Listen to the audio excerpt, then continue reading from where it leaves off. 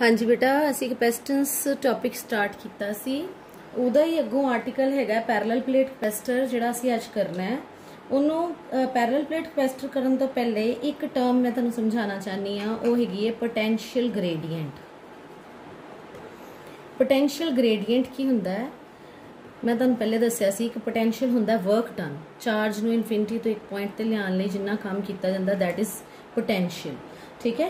Potential gradient का मतलब हुंदा है, ग्रेडियंट का मतलब हुंदा है कि किसी चीज़ नूं डिस्टेंस दे नाल उहदी वेरीएशन लैनी। ठीक है। जो पोटेंशियल ग्रेडियंट लैना है इसदा मतलब ये पोटेंशियल दे नाल डिस्टेंस दी वेरीएशन लैनी है।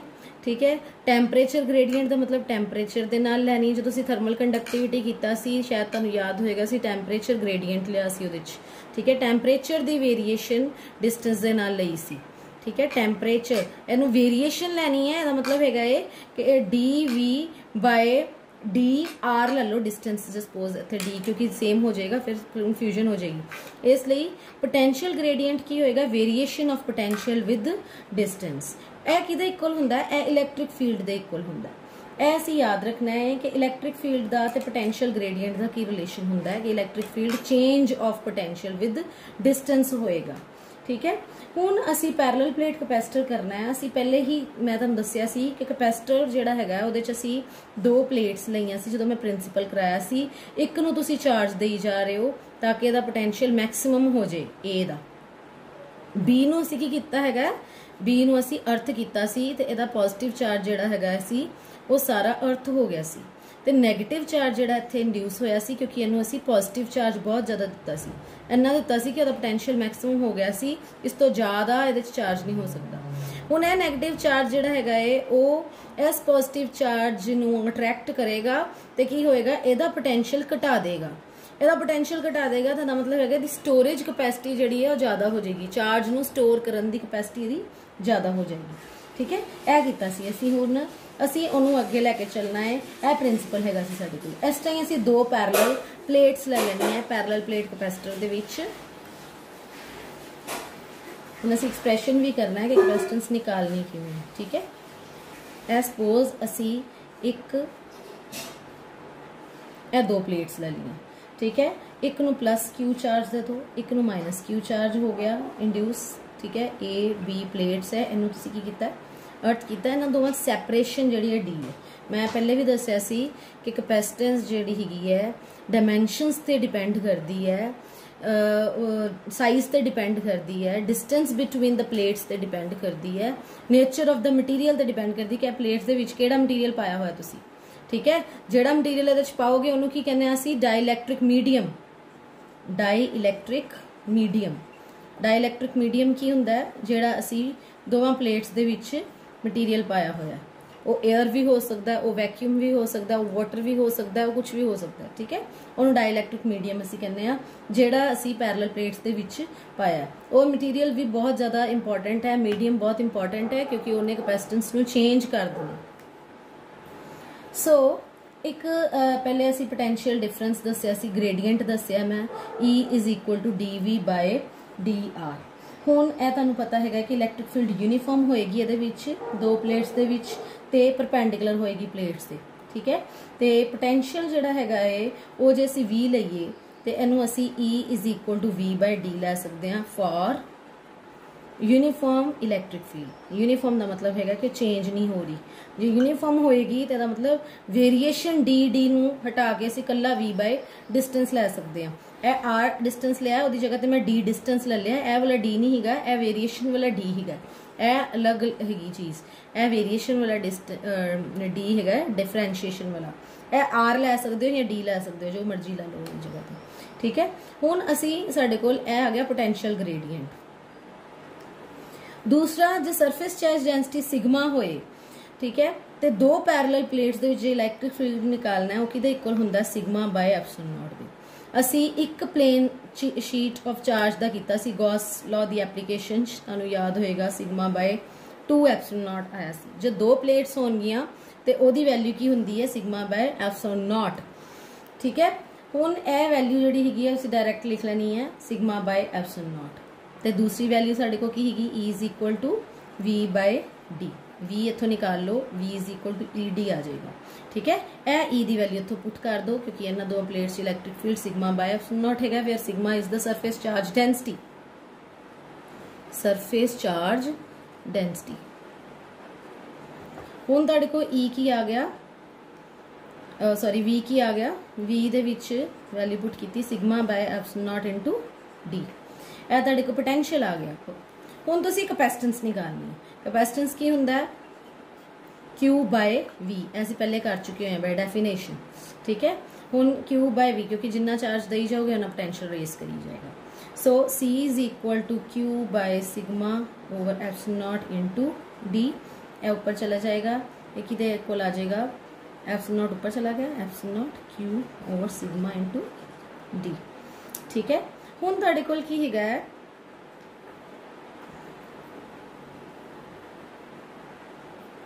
सिग्मा की वैल्यू की होंगी है, सिग्मा की होंगे सरफेस चार्ज डेंसिटी। ठीक है, सिग्मा की वैल्यू की होंगी चार्ज पर यूनिट एरिया। ठीक है, चार्ज पर यूनिट एरिया, ये जगह ते पुट कर दो sigma is equal to Q epsilon not over charge per unit area into D. ये कैंसल हो गए, तुहाडे को कैपेसिटेंस की आ गई epsilon not A by D. This is the capacitance of parallel plate capacitor. ठीक है, दो पैरेलल प्लेट्स होणगियां, ਇਹਦਾ मतलब हैगा है कि कैपेसिटेंस किहदे ते डिपेंड करती है, एरिया ते डिपेंड करती है कि उन्हों का एरिया की है, directly proportional area, inversely proportional distance between the plates. So this was about capacitance of parallel plate capacitor when the plates are in vacuum और एयर, क्योंकि असी ए वैक्यूम या एयर करके परमिटिविटी लई है। ठीक है, अदरवाइज सानू डाइलेक्ट्रिक कांस्टेंट लेना पड़ेगा। हुण ए आ गया साडे कोल इन एयर या वैक्यूम।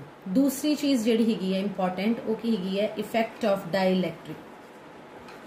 जे असी डाइलैक्ट्रिक पुट कर दिए, डाइलैक्ट्रिक मैं पहले भी दस्सिया हैगा कि डाइलैक्ट्रिक ने की कीता है, मीडियम हैगा डाइलैक्ट्रिक दा जिहड़ा असी दो प्लेट्स दे विच जिहड़े प्लेट्स रखियां होईयां दो, इन्हां दे विच सपोज असी कोई वाटर या एयर सॉरी वाटर या कोई होर मीडियम ले लिया जिहदा डाइलैक्ट्रिक कांस्टेंट के हैगा। ठीक है, तो डाइलैक्ट्रिक मीडियम उन्होंने बोलना है जिहड़ा उस मटीरियल दे विच मीडियम हैगा, जिहड़े प्लेट्स दे विच मीडियम हैगा। हुण वो जिहड़ा हैगा उन्होंने असी लैट करना है के dielectric constant. E will be equal to sigma by epsilon not into के।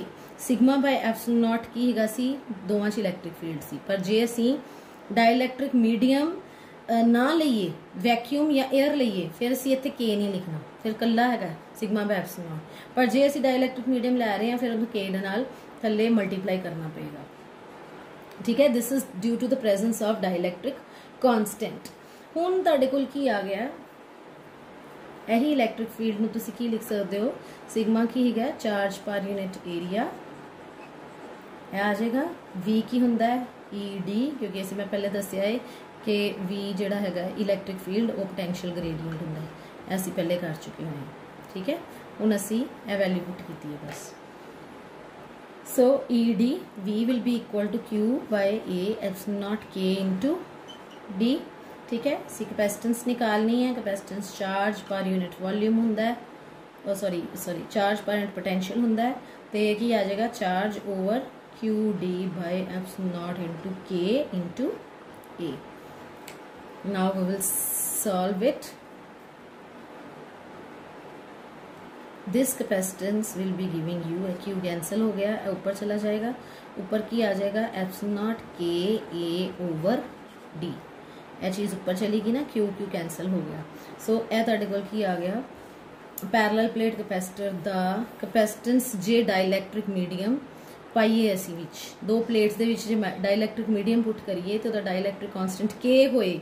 ठीक है, तो इसका मतलब है पहले जिहड़ी कैपेसिटेंस सी वो epsilon not A by D सी, हुण जिहड़ी आ गई वो K इंटू ए हो गई। इसका मतलब है कि जे नवी कैपेसिटेंस नूं असीं C डैश लईए, पुरानी कैपेसिटेंस C लईए, तो मतलब नवी कैपेसिटेंस K टाइम्स पुरानी कैपेसिटेंस के इक्वल हो जाएगी। इसका मतलब है जो डाइलैक्ट्रिक कांस्टेंट विच पावांगे तो कैपेसिटेंस जिहड़ी है वो इंक्रीज हो जाती है बाय दिस फैक्टर के की है डाइलैक्ट्रिक कांस्टेंट, कि उसकी वैल्यू कितनी हैगी डाइलैक्ट्रिक कांस्टेंट, उन्होंने मल्टीप्लाई कर लेना। ठीक है, यह साडे कोल इफेक्ट ऑफ डाइलैक्ट्रिक सी। ਹੁਣ ਲਾਸਟ ਜਿਹੜਾ ਹੈਗਾ ਏ ਇੱਕ ਆਰਟੀਕਲ ਉਹ ਸੀਰੀਜ਼ ਤੇ ਪੈਰਲਲ ਦਾ ਹੈਗਾ ਕਿ ਕਪੈਸਿਟੈਂਸ ਸੀਰੀਜ਼ ਚ ਤੇ ਕਪੈਸਿਟੈਂਸ ਪੈਰਲਲ ਚ, in series and parallel, ठीक है। ਇਹਦੇ ਚ ਕੀ ਹੈਗਾ ਹੈ, ਦੋ ਕਪੈਸਿਟਰਸ ਲੈਣੇ ਹੈਗੇ ਆ, ਅਸੀਂ ਦੋ ਪਲੇਟਸ ਲੈਣੀਆਂ ਹੈਗੀਆਂ ਕਪੈਸਿਟਰਸ ਦੀਆਂ, ਤਿੰਨ ਕਪੈਸਿਟਰਸ ਚਾਹੇ ਲੈ ਲਓ, ਜਿੰਨੇ ਮਰਜ਼ੀ ਲੈ ਲਓ, ਸੀਰੀਜ਼ ਚ ਅਸੀਂ ਕੁਝ ਕਪੈਸਿਟਰਸ ਨੂੰ ਜੋੜ ਦੇਣਾ ਹੈ, ठीक है। ਹੁਣ ਤੁਹਾਨੂੰ ਪਤਾ ਹੈ ਇਹਨੂੰ ਤੁਸੀਂ ਪੋਜ਼ਿਟਿਵ ਚਾਰਜ ਦਿੱਤਾ ਹੈ, ਇਹਦੇ ਚ ਨੈਗੇਟਿਵ ਇੰਡਿਊਸ ਹੋ ਜਾਏਗਾ, क्योंकि यही कैपेसिटेंस का प्रिंसिपल हैगा। C1 ला लो, यदि कैपेसिटेंस C2, यदि C3, यदा पोटेंशियल V1, यदा पोटेंशियल V2, यदा पोटेंशियल V3, ठीक है। यह सारा जो कैपेसिटर है लास्ट ते ग्राउंड कर देना, क्योंकि यह जी लास्ट वाली प्लेट हैगी है वह एक्सट्रा चार्ज जो वो नीचे ग्राउंड हो जाएगा सारा, ठीक है। यह पॉइंट ला लो A B C D E, ਇਹਨੂੰ ਪੋਜ਼ਿਟਿਵ ਦੇਈ ਜਾਓ, ਇੱਥੇ ਨੈਗੇਟਿਵ ਜਿਹੜਾ ਹੈਗਾ ਉਹ ਸਾਰਾ ਚਲਾ ਜਾਏਗਾ, ਇੱਥੇ ਪੋਜ਼ਿਟਿਵ ਦੇਈ ਜਾਓ, ਇੱਥੇ ਨੈਗੇਟਿਵ, ਪੋਜ਼ਿਟਿਵ ਇਹ ਨੈਗੇਟਿਵ ਸੀ ਅੰਦਰ, ਠੀਕ ਹੈ, ਜਿਹੜਾ ਤੁਸੀਂ ਗਰਾਊਂਡ ਕੀਤਾ, ਇੱਧਰ ਵੀ ਪੋਜ਼ਿਟਿਵ, ਠੀਕ ਹੈ। ਸੋ ਜਿਹੜੀ ਇੱਧਰਲੇ ਪਾਸੇ ਪਲੇਟ ਹੈਗੀ ਇਹਦੇ 'ਚ ਦੋਵੇਂ ਪਾਸੇ ਲੈਣਾ ਤੁਸੀਂ ਪਲੱਸ ਚਾਰਜ, ਜਿਹੜੀ ਇੱਧਰਲੇ ਪਾਸੇ ਪਲੇਟ ਹੈ ਸਿਰਫ अंदर नू नैगेटिव लेना है, क्योंकि वो अगे जाके ग्राउंड कर दी है। टोटल पोटेंशियल V लेना, ठीक है। हुण सानू पता है कि टोटल पोटेंशियल जिहड़ा सम ऑफ पोटेंशियल्स दे इक्वल हुंदा है। V1 की होएगा चार्ज बाय फर्स्ट कैपेसिटेंस पहले दा, V2 की होएगा charge by second capacitance, V3 की होएगा चार्ज बाय थर्ड कैपेसिटेंस, ठीक है। Q will be the same, क्योंकि तुसी जेड़ा Q दिता होया वो सेम दिता होया, एक दिता दूसरे दा अपने आप इंड्यूस होया, ठीक है। हुण तुहाडे कोल की होएगा V Q बाय C बन जाएगा, सानू पता हैगा V Q बाय C हुंदा है, ਇਹਦਾ मतलब A Q by C1 plus Q by C2 plus Q by C3 बन जाएगा, तो इनू जो सॉल्व करांगे तो तुहाडे कोल आ जाएगा reciprocals. Reciprocal of equivalent capacitance is equal to reciprocal sum of reciprocals of the individual capacitances of the capacitors, ठीक है। individual capacitances ਦਾ reciprocal आया उन्होंने सारे ਦਾ sum, ਇਹ सीरीज ਦਾ combination है। जे इन्हों capacitance ਨੂੰ parallel ਚ लगाइए फिर की होएगा, capacitors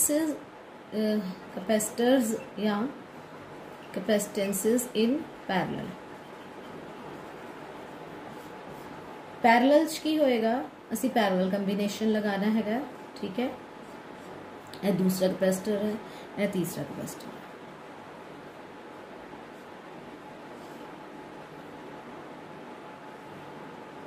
इनू सारे नू तुसी